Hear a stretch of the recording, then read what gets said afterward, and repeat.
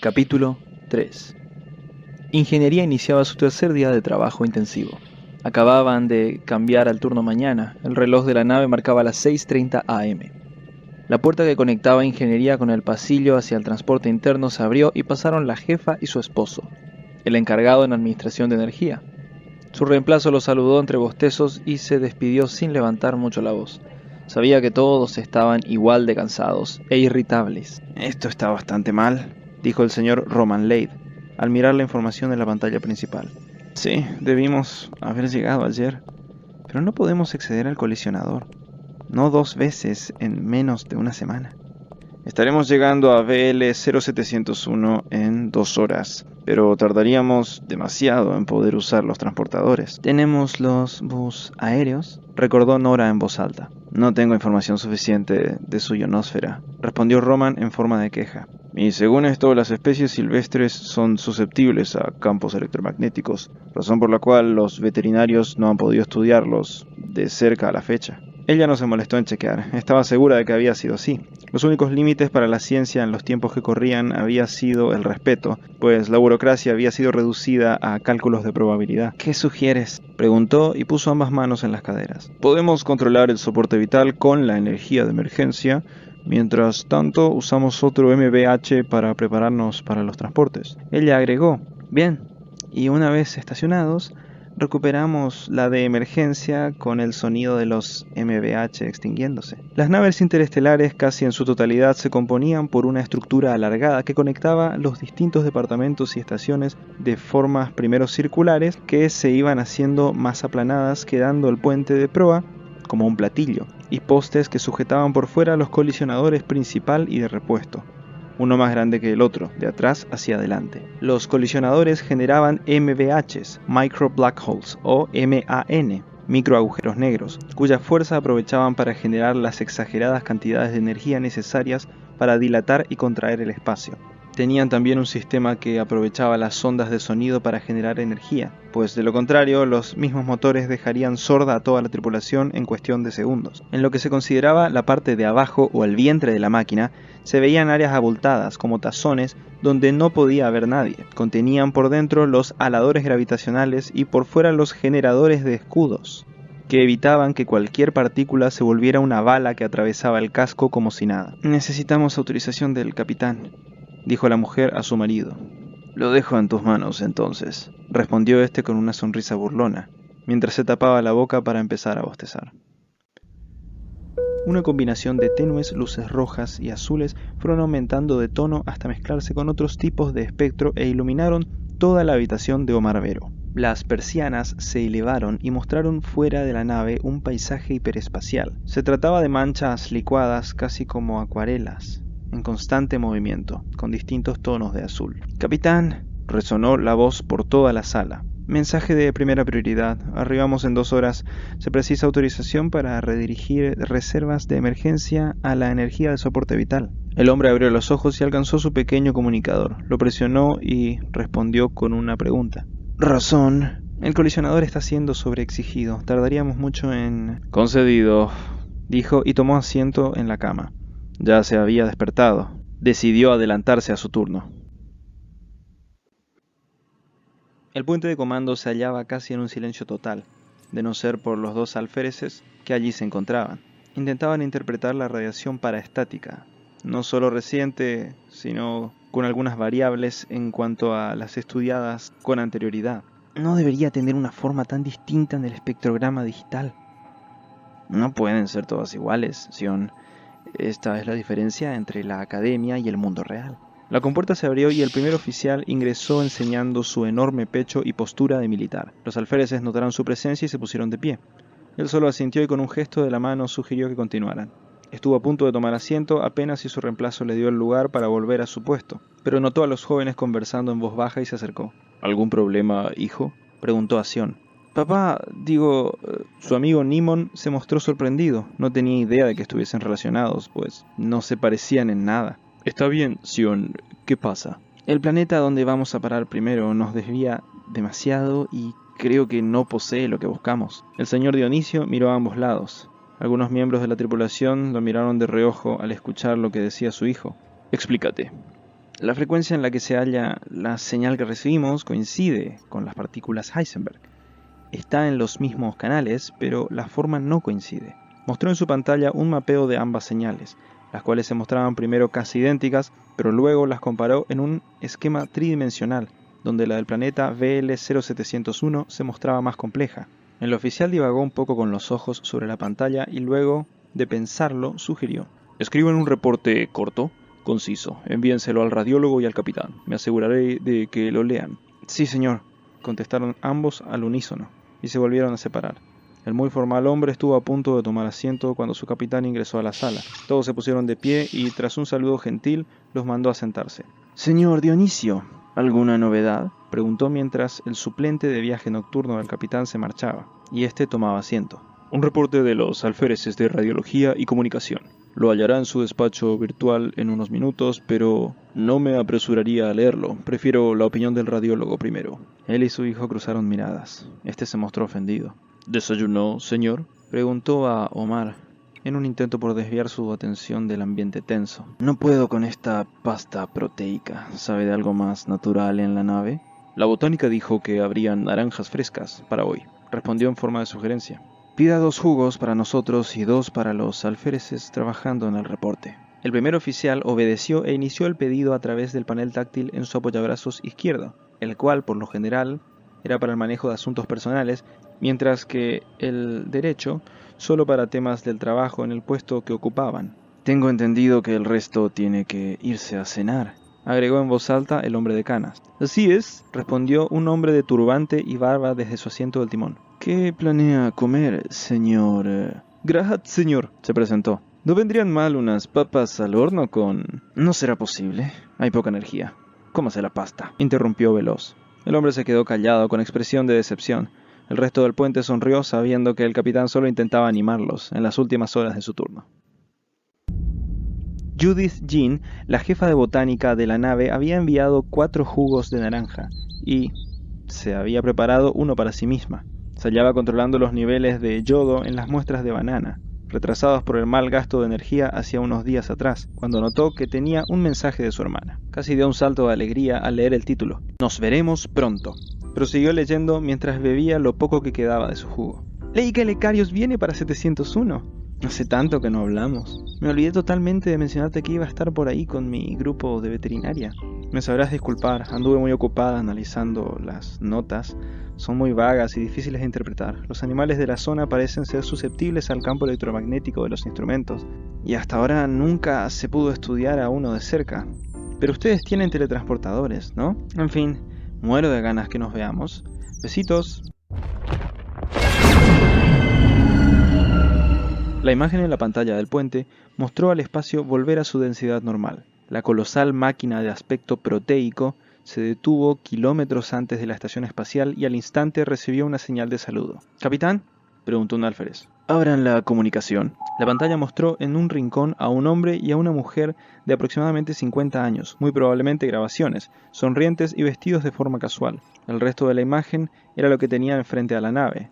La, aunque lejana, gigantesca estación botánica y veterinaria de VL0701. Se trataba de 2 cúpulas opuestas, unidas por un cilindro, que en el centro era interrumpido por el pequeño aro de un colisionador sujetado por 4 postes. Cada cúpula desprendía 2 pasillos que se conectaban a otras 4 semiesferas. Se intercambiaban códigos de autorización y saludos formales, para luego confirmar el envío de la información necesaria respecto al planeta y la misión que allí los llevaba.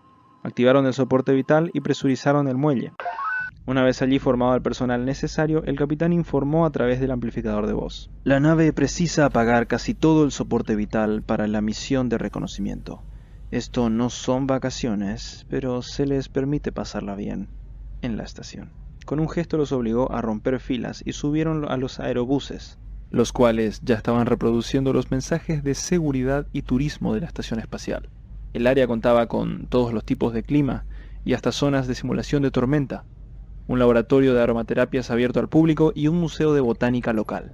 El personal de alto nivel se marchó para que pudiesen salir las máquinas y recibió a los veterinarios. Se reunió con ellos en el pasillo de transporte interno y fueron juntos a la sala de conferencias, donde ya los esperaba parte del personal de la nave que no podía darse el lujo de irse a la estación. Era la parte aburrida, en la que discutían por qué y por qué no descender en busca de la paramateria, pero al menos le tocaba tener algo cercano a una discusión, un debate, los cuales eran poco comunes en el trabajo por tener ya semanas de comunicación previa a su arribo. Disculpen, Pidió la veterinaria Jasmine Jean, hermana de Judith. Los demás prestaron atención. llevo ya unos días leyendo sobre esto que vienen a buscar. Quizás sea porque no es mi especialidad, pero ¿de qué se trata exactamente? El primer oficial miró a su hijo, el cual estaba de pie en un rincón, y con un gesto lo autorizó a asomarse a la mesa. Un muchacho tocó el cristal oscuro y modificó la imagen de la pantalla que se hallaba junto al capitán, el cual tomó asiento. Se trata de materia con propiedades de partículas subatómicas específicas. Se comporta diferente cuando está siendo observada. ¿Y sabemos esto cómo? Una forma de radiación única, poco presente en el sistema Sol, donde alguna vez creyeron en algo llamado mente sobre materia, o seres que podían crear o destruir materia. Como un genio de la lámpara. Exacto. Esta materia no tiene forma ni propiedades hasta que se le pide que así sea. ¿Observándola? Así es.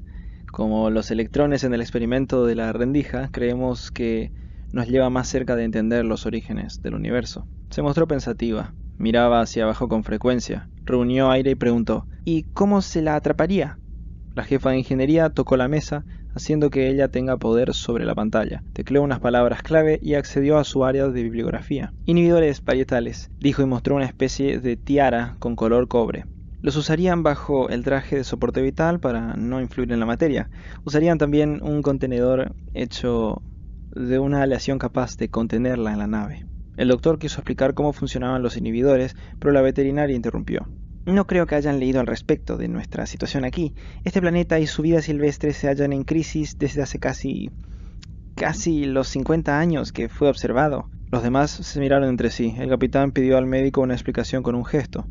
Era después de todo el encargado de salud y consideraban a los veterinarios meros ayudantes suyos, ya que casi todo era manejado por máquinas. El planeta está habitado por una sola especie animal.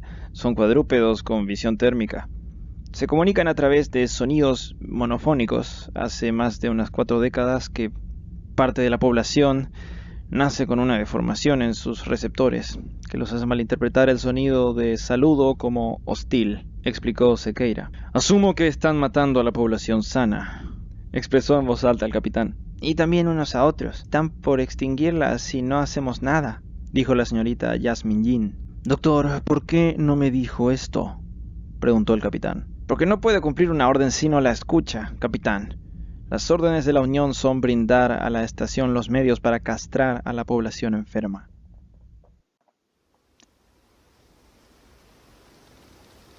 El primer grupo de humanos fue transportado a la superficie del planeta. Llevaban trajes carentes de todo artilugio electrónico. Los sistemas de temperatura y respiración eran todos mecánicos. Para su suerte, se había desarrollado hacía ya años una membrana que podía filtrar el aire de aquel planeta VL para que fuese respirable para los habitantes de la mayor parte de la Unión Humana. VL 0701 mostraba un cielo púrpura de nubes grises y estaba lleno de sonidos similares a los de un bosque con vientos fuertes. Solo que el sonido no era causado por el movimiento de aire entre los altos y anaranjados árboles de hojas negras. Las ramas vibraban a determinadas horas. Durante el día, cuando la estrella mejor brillaba y podían absorber energía necesaria para su versión de la fotosíntesis. Y de noche, cuando mejor hidratadas se hallaban. Los botánicos habían teorizado que se trataba de una forma que tenían para deshacerse de las láminas foliares de soporte débil y solo preservarlas fuertes y mejor irrigadas. El pasto cambiaba de color dependiendo de la nota que sonaba, y aquel era el único método de comunicación que tendrían con la nave, ya que no podían haberse llevado ningún comunicador, pues al parecer alteraban a la población de cuadrúpedos. Se habían llevado instrumentos de aire afinados en frecuencias a las que los cuadrúpedos locales eran sordos. Los utilizarían en 4 direcciones opuestas, mostrando así su ubicación exacta, marcada por líneas de colores. Antes de descender, los jefes de los equipos, Sion Diom y Vivian Ali, se habían estudiado cuanto les fuera posible sobre la geografía, flora y fauna del planeta. No obstante, su tarea no era solo buscar las partículas Heisenberg, sino también no entrar en contacto con las especies locales en momento alguno. Ambos tenían a varios miembros de la estación espacial con ellos. Para ser exactos, 3 cada uno, y luego 2 del equipo de seguridad de la nave, también para cada uno, entrenados en el combate con armas largas de filo y también cargando anticuadas armas de fuego. Los miembros de la estación espacial tenían terminalmente prohibido seguir a los equipos con cualquier forma de observación, ya que el solo ver a la masa de misteriosa consistencia o escanearla podrían convertirla en algo a través de la sugestión. Los únicos observándolos a lo lejos serían miembros de la Icarius usando inhibidores parietales conectados directamente a puertos de energía intermitentes. Los jefes de ambos se separaron unos metros y sacaron lo más cercano a equipos de orientación que podían cargar. Se trataba de placas de polímero negras, con lo que alguna vez fueron neuronas artificiales ya baneadas tras el conflicto de la inteligencia artificial años atrás. Las prótesis neuronales brillaban al tener uno de sus polos apuntando hacia fuentes de radiación paraestática, emitida por lo que teorizaban era lo que ellos estaban buscando. Ambos obtuvieron distintos resultados, por ende debieron separarse. En el espacio el debate continuaba. La señorita Jasmine estaba molesta, furiosa, pero se mostraba gentil con el capitán Vero por haberle pedido un tour por la cúpula de clima tropical. Era acompañado por su amigo, el doctor y la botánica, que sentía el paseo más como una visita a su hermana. Habían dejado al primer oficial a cargo del seguimiento de la misión, pues se trataba de su hijo siendo uno de los primeros en pisar el planeta. Castrar a todo un sector de la población se había planteado en la sala de reuniones, anonadado por la terrible orden, aunque entendiendo que se había hecho antes en animales enfermos que ponían en peligro a sus semejantes. Antes, hacía muchísimos años. Por no mencionar la reacción de la antropóloga, quien probablemente se había ofrecido a liderar un equipo para asegurarse de que no ocurriera nada extraño a sus espaldas. «Acaban de decir que esta especie tiene un lenguaje», había gritado la mujer desaforadamente. Por alguna razón, los de la estación lo estaban viendo como a un enemigo, como si él no estuviese protestando contra la orden. «Eso es todo lo que podemos mostrarle por ahora, señor Vero. Lamento que no podamos activar el simulador de lluvias mientras el personal planta árboles». El hombre se mostró decepcionado. «Está bien», dijo y con un gesto se disculpó, pues quería hacer una llamada rápida a su nave. «Informe», dijo tras tocar el comunicador del cuello. «Las lecturas no muestran problema alguno en los inhibidores. Es como si no llevasen ni sus cabezas puestas». «¿Y los trajes?» «El espectrograma térmico no muestra temperatura alguna saliendo de ellos, solo los de sus pisadas». «Perfecto. Manténganme informado».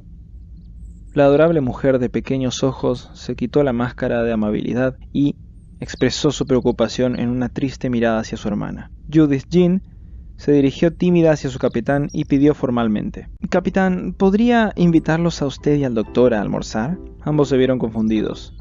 Jasmine aclaró: «Puedo organizar un almuerzo privado en el restaurante del ala norte.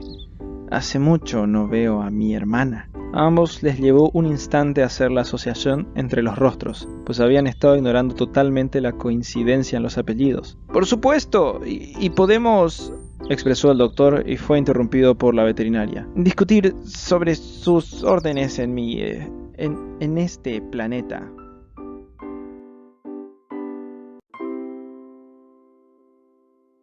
El equipo del alférez Sion-Dion se topó con serios problemas en su único dispositivo de navegación.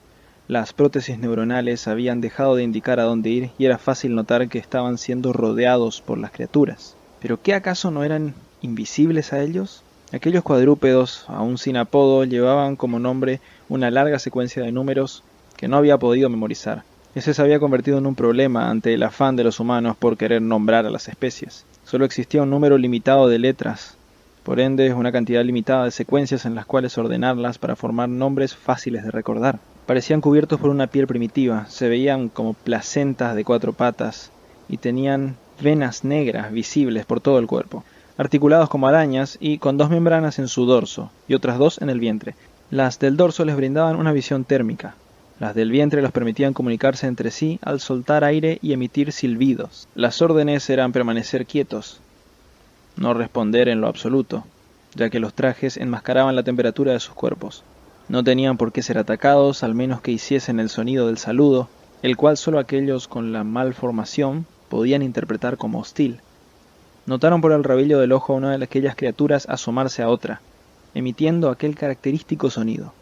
En efecto, la emisora del mensaje poseía un bulto poco atractivo en el vientre. Estaban a punto de presenciar el fenómeno que atormentaba con extinguir a la especie. No era extraño que la bestia deforme, a diferencia del resto, se moviese sola, sin ninguna clase de armonía con las demás. La criatura sin el bulto en el vientre respondió con el mismo sonido. Lo que ocurrió los dejó más que sorprendidos. Sin pensarlo por 2 segundos siquiera, sacaron sus instrumentos de aire y dieron la señal para ser transportados de regreso a la nave, pues tenían un mensaje urgente que dar. El capitán Vero y su doctor se habían quitado los comunicadores por educación y respeto a las señoritas Jean, quienes parecían querer sacarse de encima el conflicto de las órdenes de arriba para quizás poder disfrutar un poco de su compañía mutua. El restaurante se hallaba cercano al cristal de la cúpula de clima tropical y un proyector sacaba provecho del reflejo para simular un mediodía común y corriente en el planeta Tierra. Las damas llegaron conversando en voz baja, con tazones de ensalada y un plato con una pila de bistecs sintéticos. Una vez tomaron asiento, ambas parecieron hacer un corto rezo, que ninguno de los hombres se atrevió a interrumpir. Acto seguido, ellas tomaron palillos chinos y se sirvieron la ensalada, al contrario de ellos que acostumbraban mezclar la carne y las verduras y comer con tenedor y cuchillos. «Señorita Jean», dijo el capitán mientras empezaba a cortar la carne, «quiero que sepa que no hay nada que desee más que evitar influir en estas criaturas». «Pero órdenes son órdenes, supongo», dijo ella, casi resignada. «Sería totalmente un error de mi parte creer que puedo solucionar un problema con el que ustedes llevan luchando décadas. Ninguno de nosotros quiere que esta especie se extinga». «Por supuesto», respondió la veterinaria. «Ni siquiera nos atrevimos a descender desde que el primer científico notó que, al solo acercarse con su nave, ya estaba haciendo a las bestias sufrir». «Cuéntenos de esta persona», pidió el doctor con una enorme sonrisa. «Oh», dijo la mujer después de tragar un enorme bocado. «Volvía locos a sus colegas. Era un perfeccionista. A veces parecía amar más a los animales y a los árboles que a los de su propia especie». «¿Y estos cuadrúpedos?», dijo Sequeira con cautela. No pudo seguir sin que ella volviese a hablar. «Howard Pinewood. Él los descubrió. Y, como dice el resumen del informe que les mandamos, poco tiempo después de hallar la malformación empezaron los problemas». «¿Los enfermos se matan entre ellos también?», preguntó veloz el doctor. «Ni siquiera llegan a responder el primer saludo», contestó la dama, entristecida. Intentaron comer de manera un poco más ininterrumpida, pensando qué hacer, cuando unos parlantes resonaron en toda la cúpula. «Se solicita urgente al capitán de la Icarius. Tiene un mensaje del radiólogo». El hombre se puso de pie y tomó su comunicador. «Aquí el capitán Omar Vero». «Señor, acabo de leer su informe. Tenemos que...» Hizo una pausa, al parecer escuchando otro mensaje. «¿Qué? ¿Qué pasa?», preguntó el señor Omar Vero, mientras el resto de las personas del restaurante lo observaban. El primer equipo acaba de volver. Tenemos que extraer al segundo». «Háganlo». La sala de transporte estaba teniendo dificultades para visualizar al segundo equipo.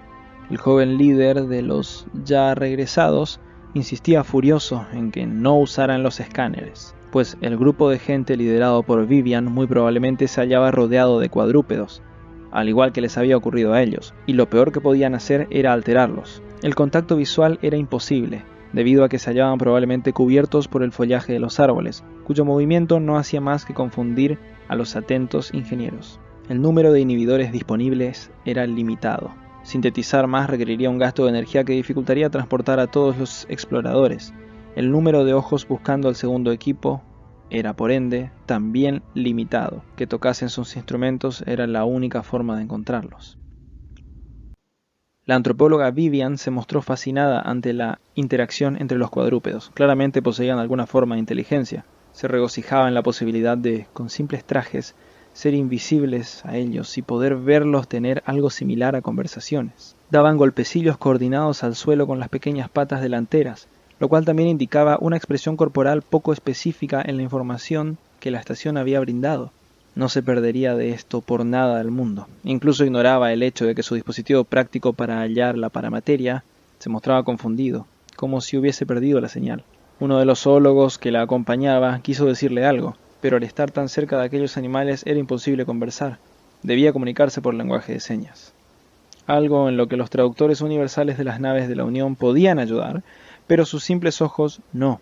Los traductores se ubicaban en algunas habitaciones y en los pines de los oficiales. Se encargaban de traducir los mensajes en tiempo real y traducirlo a una señal neutra que ingresaba por el oído, dejando la sensación de que uno escuchaba un idioma que entendía. El lenguaje de señas era una opción a solicitar, y de todas formas variaba dependiendo de qué idioma hablaba uno naturalmente. Casi todos entendían inglés, pero el hombre mostraba a través de lo poco que se veía en el visor de su traje rasgos de un planeta con, en su mayoría, personas descendientes de asiáticos. Su mandarín era rústico, japonés inexistente, tampoco hablaba coreano, por ende mucho menos lenguaje de señas de ninguna de aquellas lenguas. Se hizo entender señalándose el pecho. Los demás prestaron atención y, en efecto, uno de los animales contaba con aquel bulto en el vientre. Pero estaba comunicándose con el resto. ¿Cómo era posible? Se posicionaron y tocaron sus trompetas mudas para ser hallados.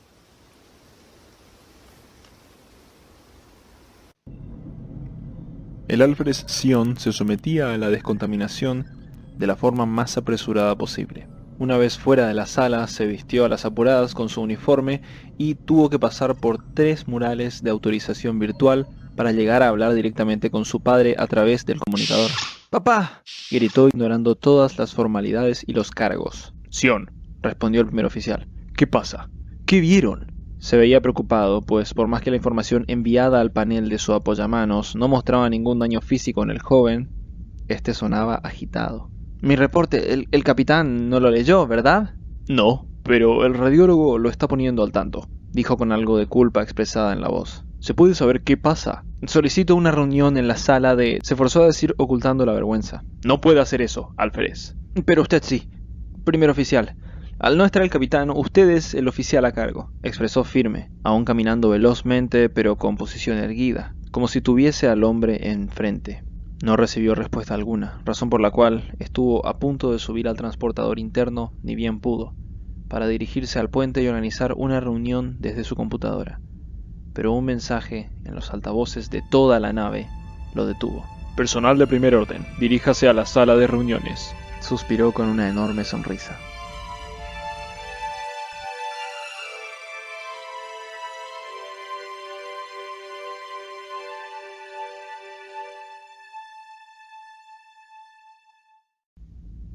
Allí estaban sentados el señor Omar Vero, la botánica y la veterinaria, el radiólogo, la antropóloga y el médico, todos atentos a Sion. Su padre ingresó tarde a la sala y se disculpó, pues al parecer solo lo estaban esperando a él. Tomó asiento y la presentación inició. El joven enseñó la comparación entre un mapa de frecuencias causado por lo que buscaban y otro por lo que los había llevado al planeta. Sin muchas palabras, lo comparó con la diferencia entre esquemas de un sonido fuerte, causado por un animal grande, y otro del sonido de muchos animales, ambos afinados en la misma nota. El radiólogo ya sabía de qué se trataba la hipótesis, pero se negaba a interrumpir el gran momento del muchacho. ¿Qué está sugiriendo?, preguntó el capitán, frustrado, sabiendo que no podrían volver a intentar la misión sino hasta el día siguiente. Al descender, nuestros rastreadores prácticos nos llevaron hasta el centro de una población, y luego dejaron de funcionar. Nos vimos rodeados por cuadrúpedos. ¿Sugiere que estos animales en conjunto generan la señal paraestática?, preguntó el anciano, atento a la información disponible en la mesa frente a él, donde podía desplegar pestañas de lo visible en la pantalla junto al joven alférez. Sí, como un círculo de imanes forman un mayor campo magnético. ¿Pero cómo puede ser?, preguntó la veterinaria en la estación. ¡Son seres vivos! Unos cortos segundos se vieron estirados de más por un momento de epifanía del capitán. Él pudo notar que el médico también lo sufrió. Cruzaron miradas atónitos. Señorita, preguntó Sequeira, cauteloso. ¿Dijo usted que un científico descendió por sí solo y descubrió a esta especie? Sí, así es, respondió la mujer. Hace más de 40 años. El primer oficial se mostró frustrado ante no entender a dónde iban todos con sus planteos y se atrevió a interrumpir. Sion, presionó los labios y se corrigió. Alférez Diom, ¿puede explicarnos qué pasó después? Sí, una vez rodeados por los cuadrúpedos, los vimos interactuar. Tanto sanos como enfermos, no hubo problema alguno. Se saludaron y siguieron caminando. Es... empezó la veterinaria, sorprendida, porque jamás los habían visto interactuar así en décadas. Es un error. Vieron mal. Ustedes no saben nada. No, interrumpió atrevido el alférez y explicó mostrando una lista. Esto ocurrió mientras todos los observadores estaban usando inhibidores. No podíamos influir en su comportamiento. Esto que sugiere es terrible, gritó la señorita Jasmine. ¿Están diciendo que nosotros los hacemos matarse entre sí? No exactamente, aclaró calmo el capitán. El doctor sugirió. Es posible que Pinewood, al descender al planeta, haya estado queriendo ver algo. Descubrir una especie nueva. Una a la que no podíamos acercarnos. A la que no podíamos contaminar. El hallazgo perfecto para un amante de los animales. Una especie a la que no pueden siquiera estudiar de cerca por ser afectados por instrumentos modernos. Una que siempre se comporte como sus distantes estudiosos esperan. Casi todos se mostraron sorprendidos por comprender, más que nada al señor Dionisio. Él no descubrió a los cuadrúpedos. Accidentalmente los creó, dijo el capitán, con una enorme sonrisa. O sea que, expresó la veterinaria mientras su hermana intentaba calmarla con las manos sobre su antebrazo. ¿Nuestro trabajo aquí no importa? ¿Esta especie no es real? Muy al contrario, dijo el doctor. Están estudiando nuevas formas de vida, una nueva rama de la zoología y veterinaria, y están contribuyendo a nuestra búsqueda, decían interrumpidamente. Lo que queremos es real, y estuvo aquí, hasta que se convirtió en otra cosa. ¿Y la mutación? ¿Esa deformidad? El alférez levantó la mano y fue fácil de ver, pues era el único de pie, razón por la cual todos callaron y lo dejaron hablar. Ustedes son veterinarios. Vieron la diferencia entre unos y otros seres y lo interpretaron como una enfermedad, lo cual tiene sentido. Al observarlos, sin la posibilidad de estudios bioquímicos, esperaron ver resultados y obviamente los obtuvieron. Pinewood probablemente los ideó así. El doctor continuó. Cada vez que veían a un cuadrúpedo con esta malformación, esperaban verlo actuar diferente a los demás, y eso hacía. La mujer se mostró desesperada. Parecía el fin de lo que ella había considerado el inicio de la mayor parte de su carrera. Tenemos que irnos. Los estamos matando, dijo apresurada. No. La detuvo el radiólogo y propuso una solución.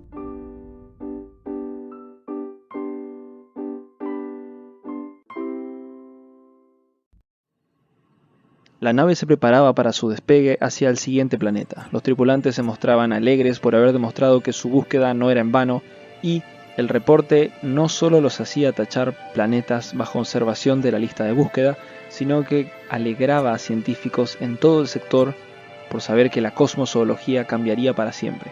El radiólogo y la jefa de ingeniería se encargaron de producir y entregar cuantos inhibidores les fueran posibles a los científicos de la estación espacial para que pudiesen continuar su trabajo. El capitán pensaba asustado en algo que había dicho antes que despegaran. ¿Qué vamos a hacer como una sociedad el día que no creamos tener una función? Sintió miedo al plantearse que había estado a punto de dejar a toda una estación espacial con aquella horrible creencia. Temía tener que algún día encontrarse con alguna sociedad así. El hombre de color que llevaba el timón pidió autorización para entrar a velocidad mínima de curvatura, pues habían estado derrochando energía a lo loco entre transportes y la síntesis de inhibidores para donar a los veterinarios y botánicos. Adelante, timonel, dijo entre suspiros, sin poder sacudirse la idea.